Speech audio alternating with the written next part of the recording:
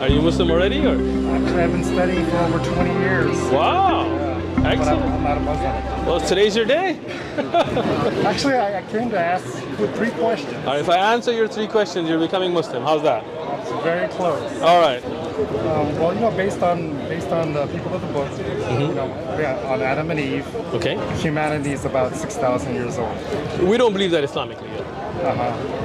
But the Earth is proven to be more than 6,000. Agreed.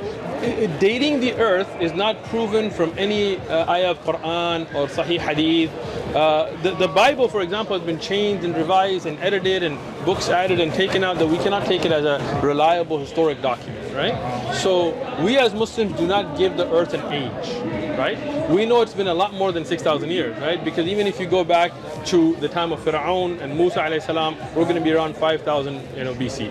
Musa alayhi salam was there because Yusuf alayhi salam's time people had moved to Misr, so that means Yusuf alayhi salam is before that. Then before Yusuf is going to be his father Yaqub, then Ishaq, then Ibrahim. So now Ibrahim alayhi salam is way before to the Egyptian pharaohs and pyramids. So now we're definitely going to go past, way past 5,000-10,000 years, right? Then you got to go before Ibrahim alayhi salam, right? You go all the way back to Idris alayhi salam and Nuh alayhi salam, and then you go to Adam alayhi salam. Who knows? That could be millions of years or hundreds of thousands of years. We don't know, and there's no benefit in knowing. If there was benefit, Allah would have told us, right? But the young earth theory, which is a Christian concept, is wrong. We got 1 out of the way. Okay. 2 more. 2 more. Everyone knows that the year is 365 and a quarter days. Well, in the solar calendar. The solar year. Why do the Muslims use the lunar, which is Excellent. 10 days less? Excellent. We use the lunar calendar because Islam is a very practical religion for all times and all places, right? If you don't know, if you don't have a calendar, if you don't have an app, if you don't have a written calendar, and you want to know what day is it a day of the middle of the month or beginning of the month? Because Islamically, we have worship that's tied to it. Like, for example, Ramadan or Eid, or this has to do with the calendar, right? So how would we know? Well, the lunar calendar, you can just look up at the moon and know. And that's amazing. Solar calendar is not like that. You can't look at the sun. You shouldn't look at the sun anyway. But even if you look at the sun, you can't tell whether it's the 14th or the 15th. And no one has a telescope.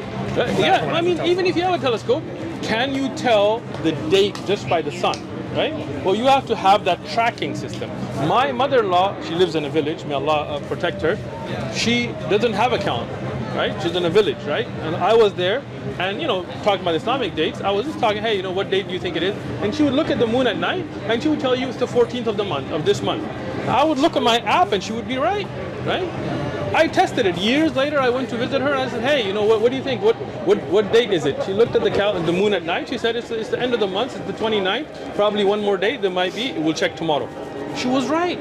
So without an education, without any of that, she's from a farming family, all that, right? Just from looking at the moon, she knew the dates. And that's amazing. That's why we use the lunar calendar. Now, for prayer time, we use the sunlight. Why? Because you can look at the shadow and know what time. Right now, if I didn't have an app and didn't know, I could take a stick, put it on the ground, and tell you which prayer time is it.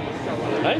That's why Islam is so practical that for the prayer times, we use the sun's light because you can tell the shadows, and for the dates, we use the moon because anywhere in the world and any time you can look at the moon and see which day of the month is it. So not everyone can use the solar calendar. 2 down. 1 more. 1 more. Which is more important, fiqh or aqidah?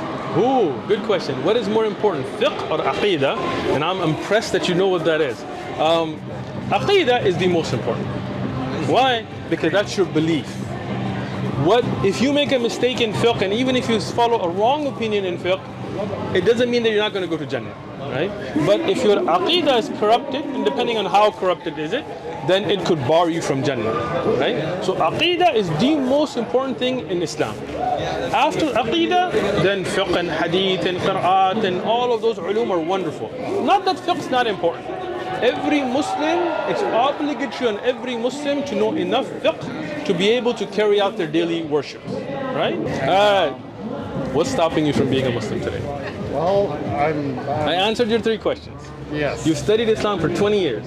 You know what aqidah means. Like, that's amazing, right? Many Muslims don't know what aqidah means, right? You know what fiqh means, right? You believe in one God? Yes. You believe that God sent us prophets? Rasuls. Rasul. Ooh, you are Muslim. I can't let you go without a Five of shahada. them, right? No, Five they're the five greatest of them, but Rasul are many. Anybody who got Risala is be a Rasul. And Anbiya, all of them being Anbiya. But we'll get into all of that later. You gotta do your Shahada first. You know too much. How would you stand in front of Allah knowing all this and not being a Muslim? So I had these questions that were just lingering in my mind. All three are answered. Any other question you come up with, I promise you I will sit with you. Yeah. You're in San Diego. I won't recite the Sahaba unless I'm in a You know what? masjid. What? I won't recite the Sahaba unless I'm in the... Recite the Sahaba or Shahada? Take the Shahada. Okay.